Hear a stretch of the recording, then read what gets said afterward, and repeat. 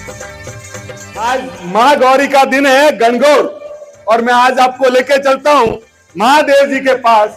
महादेव जी को पार्वती जी कहती है कि यार आप बैठे रहते हो, खाली तपस्या करते हो, कुछ काम नहीं करते हो। देखो डॉक्टर कितना करता है, कि बिजनेसमैन कितना करता है। तो बोले मैं क्या करूं? बोले कुछ नहीं करो तो खेती तो कर लो।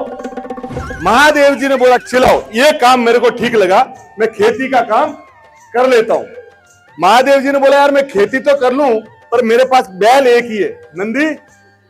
बोले आपके मित्र है भगवान कृष्ण, उनके पास तो गैया ही गैया है, बैल ही बैल है, जमीन ही जमीन है। पर सावधान, कृष्ण कन्हैया बड़ा चतुर है, बड़ा चालाक है। बोला कोई बात नहीं। और भोले भंडारी पहुंचते हैं कन्हैया के पास। बोले कन्हैया हमको खेती करनी है। बोले भैया कर लो आप। बोले बैल? बोले एक क्या 10 बैल लो ना। बोले खेती के लिए जमीन? बोले पूरी जमीन पड़ी है। पर जाने से पहले पार्वती जी ने उनको बोला कि वो कन्हैया बड़ा चतुर है, तो आप उनको बोलना कि फसल जो भी आएगी, ऊपर ऊपर की जो फसल होगी ना, वो ऊपर की फसल तो होगी हमारी, और नीचे की फसल कन्हैया तुम्हारी।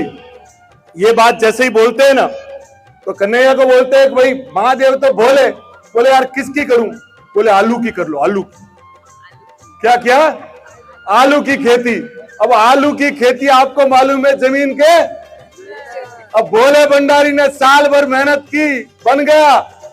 बोले ऊपर की आप ले जाओ, और नीचे की पूरे ही कन्हैया ले गया।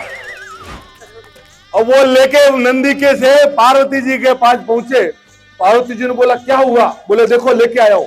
लेके आया। बोले आलू कहाँ है? बोले आलू तो कन्हैया ने ले ली।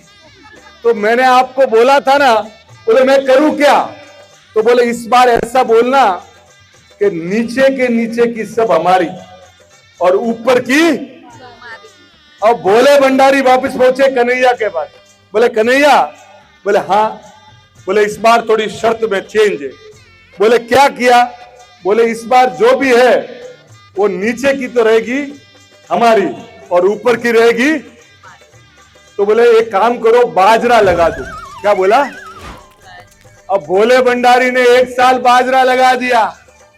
वो जैसे ही बाजरा लगाया, साल भर हुआ कि अब हुआ ये कि ऊपर का ऊपर तो कन्हैया ले गया, और नीचे के जो सरकंडे थे वो महादेव के हाथ में आए।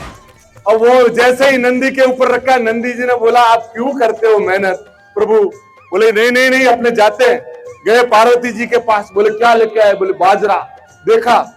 बोले प्रभु यहाँ तो बाजरा है ही नहीं, ये तो सरकंडे है। बोले आपने क्या बोला? आपने बोला था कि ऊपर की जितनी भी है वो कन्हैया को दे देना, नीचे अपने ले लेना।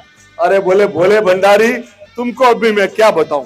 पर मां पार्वती बोली कि अभी एक काम करते हैं, इस बार जो फसल होगी ऊपर भी हमारी और नीचे भी हमारी, बीच की कन्हैया को दे देना। और पहुंचे कन्हैया के पास। बोले कन्हैया इस बार शर्त में और चेंज है। बोले क्या चेंज है? बोले ऊपर का जो है वो भी मेरा और नीचे का है वो भी। बोले प्रभु सब आपका रखो ना। बोले नहीं तो एक काम कीजिए, इस बार मक्के का कर लीजिए। क्या बोला? मक्के का। अब आपको मालूम है मक्का बीच में आता है, ऊपर भी घास फूस और नीचे भी। पूरा साल मेहनत किया भोले भंडारी ने, और वही हुआ कि माल कन्हैया ले गया और घास फूस आया भोले भंडारी के। वो जब पहुंचे ना, तो पार्वती मां ने कहा कि पतिदेव आपके काम का ये सब रोग, आप तो जैसे हो वैसे ही ठीक हो, मेरे पतिदेव कैसे मुझे आज मालूम पड़ गया। इतने में पहुंचते हैं कन्हैया। कन्हैया ने बोला कि ये मां, ये देख, ये तो आपका आलू, ये आपका बाजरा, ये आपका मक्का। बोले तीनों। बोले ये भोले भंडारी है, ये संसार में सिर्फ देते हैं और कुछ भी। तो ईश्वर क्या भोले भंडारी ऐसे है कि सिर्फ देना जानते हैं। इसलिए गोवर्धन के दिन आज आप याद कीजिए, उनको प्रण कीजिए कि आपको पूरी जीवन की खुशियां दे। Thank you sir, thank you.